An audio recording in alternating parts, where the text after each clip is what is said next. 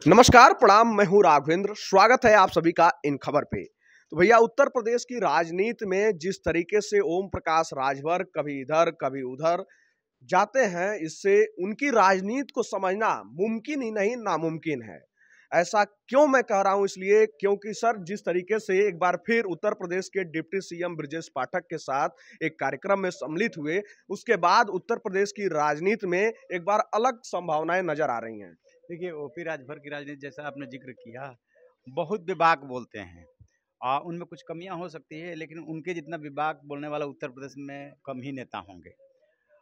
उनकी स्थिति ये हो गई है कि समाजवादी पार्टी से अलग होने के बाद कोई ठिकाना नहीं है, और वो ये भी बहुत अच्छी तरीके से जानते हैं कि अकेले रह करके वो कुछ नहीं कर सकते। किसी के साथ जुड़ करके एक और एक 11 हो सकते हैं। जैसे बीजेपी के साथ जुड़े तो 4 विधायक आ गए, और इनके साथ जुड़े तो ये 6 या 8 विधायक इनके आ गए, समाजवादी पार्टी के साथ जुड़े तो।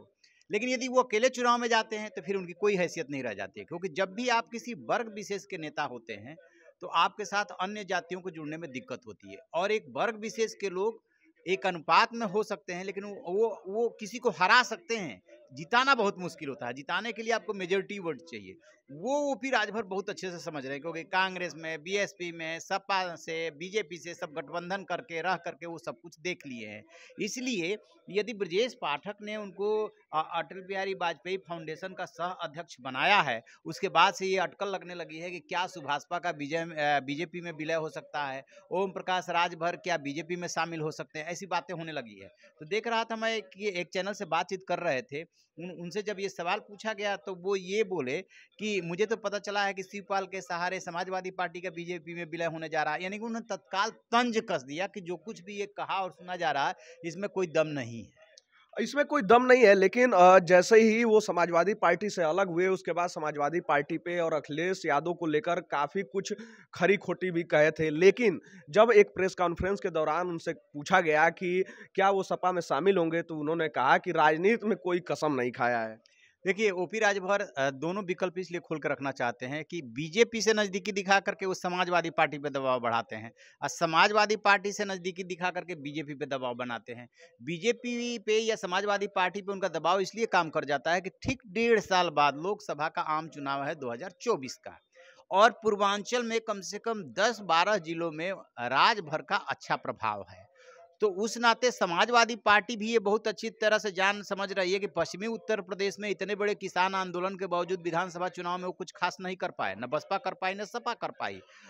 जो टिकैत का गढ़ था पश्चिमी उत्तर प्रदेश, वहां से बीजेपी सफल हुई, लेकिन पूर्वांचल में जाकर के फेल हो गई।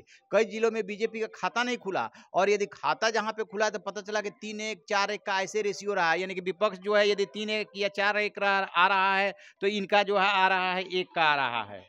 बिल्कुल, इसी तरीके से जब एक बार फिर बलिया में एक अस्पताल के उद्घाटन के समय डिप्टी सीएम के साथ ओम प्रकाश राजभर पहुंचे थे, तो वहां भी सवालिया निशान खड़ा किया गया था। लेकिन डिप्टी सीएम के साथ जब भी मंच साझा करने का सवाल उनसे पूछा जाता है, तो वो कहते हैं कि भैया, इनसे मेरा कुछ अलग ही संबंध है, क्योंकि बसपा में जब हम थे तो भी ये हमारे साथ थे, और उसके बाद पिछली सरकार जो भाजपा की थी उसमें ये भी मंत्री थे, हम भी मंत्री थे। देखिए, किसी ओपी राजभर चाहे जहां रहें, समाजवादी पार्टी के साथ गठबंधन करे, बीजेपी के साथ गठबंधन करे, लेकिन निजी रिश्ते वो बना के रखते हैं। जैसे मुख्तार अंसारी से, जैसे दयाशंकर सिंह से जो परिवहन मंत्री हैं, जैसे ब्रजेश पाठक से, क्योंकि ये जानते हैं कि ये राजनीति है, और राजनीति में कब किससे मदद लेनी पड़ जाए इसका कुछ पता नहीं। जब बीजेपी ओपी राजभर को छोड़ करके और फिर उनके नजदीक आ सकती है, राष्ट्रपति के चुनाव में उनसे मदद ले सकती है, तो ओपी राजभर तो बहुत छोटा सा दल चलाते हैं, और वो जानते हैं कि अकेले दम पे कुछ नहीं कर सकते। तो क्यों नहीं बीजेपी और समाजवादी पार्टी दोनों के लिए वो ऑप्शन खोल करके रखे, ताकि दोनों पे दबाव बनाने में उन्हें आसानी रहेगी। तो जिस तरीके से ओम प्रकाश राजभर बीजेपी के संपर्क में आ रहे हैं और जुड़ रहे हैं, क्या लगता है आपको, क्या आने वाले चुनाव के समय में ओम प्रकाश राजभर सबको चौंका सकते हैं? देखिए, वो हमेशा चौंकाने वाला फैसला लेते रहे। जब राष्ट्रपति का चुनाव हो रहा था, अचानक योगी के यहाँ भोज दिया गया था, उसमें वो पहुंच गए थे। सबको बड़ा ताज्जुब हुआ था कि अभी तक तो 36 का रिश्ता चल रहा है, कैसे अचानक इनका मूड बदल गया।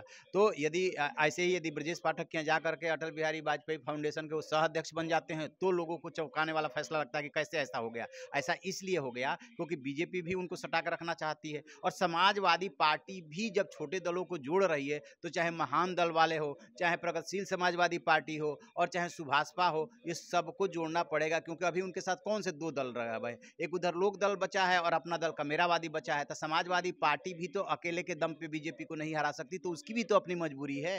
मतलब यानी कि बड़ी बड़ी पार्टियों को भी क्षेत्रीय दलों की आवश्यकता है।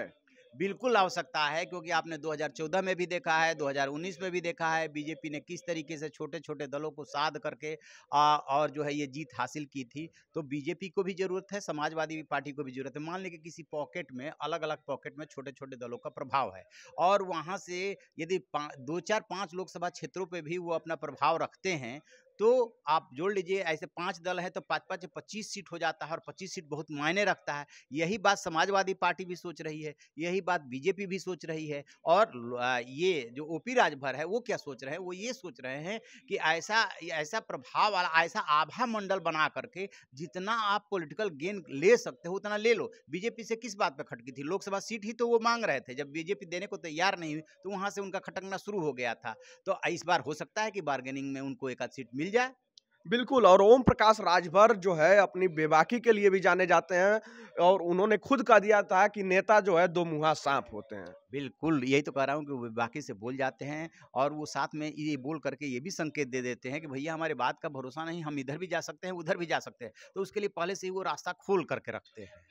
तो भैया देखिए, ये राजनीति है और राजनीति में कब क्या हो जाए ये कोई नहीं जानता है। विधानसभा चुनाव के समय ओम प्रकाश राजभर का बीजेपी से 36 का आंकड़ा था, लेकिन अब वही बीजेपी अच्छी भी लगने लगी है। तो कब किधर वो चले जाएंगे ये कोई नहीं जानता है, लेकिन देखते हैं कि आगामी चुनाव से पहले राजभर जो है किधर का पाला चुनते हैं। फिलहाल अभी के लिए इतना ही। देश दुनिया से जुड़ी तमाम खबर को देखने के लिए आप सब जुड़े रहें इन खबर के साथ। तब तक के लिए नमस्कार। इन खबर चैनल को सब्सक्राइब करें